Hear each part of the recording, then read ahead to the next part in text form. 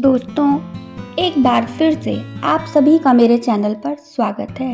आज मैं आपको एकादशी व्रत के विषय में बताने जा रही हूँ। साल भर में 24 एकादशी आती हैं। इन सब में सबसे महत्वपूर्ण निर्जला एकादशी मानी जाती है। इसे भीमसेनी एकादशी भी कहते हैं। निर्जला एकादशी सबसे पवित्र एकादशी मानी जाती है। इस बार निर्जला एकादशी 31 मई 2023 को है। निर्जला एकादशी का व्रत ज्येष्ठ मास की शुक्ल पक्ष की एकादशी तिथि को किया जाता है। हिंदू धर्म में एकादशी व्रत का मात्र धार्मिक महत्व ही नहीं है, ये व्रत मानसिक व शारीरिक स्वास्थ्य के नजरिए से भी बहुत महत्वपूर्ण है। एकादशी व्रत भगवान विष्णु की आराधना को समर्पित होता है। इस एकादशी का व्रत करके श्रद्धा और सामर्थ्य के अनुसार दान करना चाहिए। इस दिन विधि पूर्वक जल कलश का दान करने वालों को पूरे साल की एकादशियों का फल मिलता है। इस प्रकार जो इस पवित्र एकादशी का व्रत करता है वह समस्त पापों से मुक्त हो जाता है। इस व्रत के पीछे एक पौराणिक कथा भी है।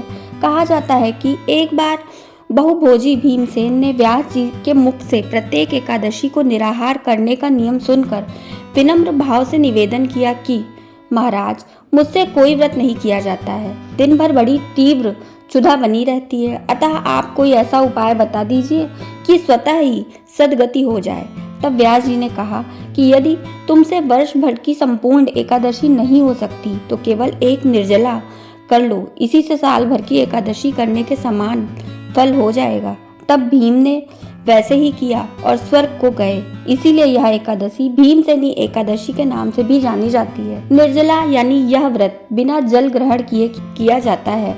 इस दिन उपवास भी किया जाता है, इसलिए यह व्रत कठिन तप के समान महत्व रखता है। हिंदू पंचांग के अनुसार वृषभ और मिथुन संक्रांति के बीच शुक्ल पक्ष की एकादशी निर्जला एकादशी कहलाती है। कहा जाता है कि 5 पांडवों में से एक भीम ने इस एकादशी को किया था और स्वर्ग को गए थे, इसीलिए इसे भीमसेनी एकादशी या पांडव एकादशी के नाम से भी जाना जाता है। सिर्फ एक निर्जला एकादशी कर लेने से अधिक मास की 2 एकादशी सहित साल की 25 एकादशियों का फल मिल जाता है। जहां साल भर की अन्य एकादशी व्रत में आहार के संयम का महत्व है, वहीं निर्जला एकादशी के दिन आहार के साथ ही जल का संयम भी जरूरी है।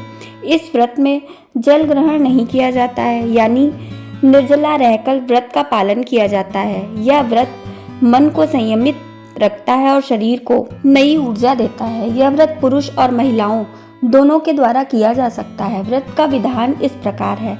पवित्रीकरण के समय जल आचमन के अलावा अगले दिन सूर्योदय तक पानी नहीं पिएं। दिन भर कम बोलें और हो सके तो मौन रहने की कोशिश करें। दिन भर न सोएं, ब्रह्मचर्य का पालन करें, झूठ ना बोलें, गुस्सा और विवाद ना करें। इस प्रकार नियम पूर्वक जो इस व्रत को करता है उसे मोक्ष की प्राप्ति होती है। दोस्तों, यदि मेरे द्वारा दी जा रही जानकारी आपको अच्छी लग रही है तो कृपया मेरे चैनल को सब्सक्राइब करें, वीडियो को लाइक करें, शेयर करें तथा कमेंट करें। धन्यवाद।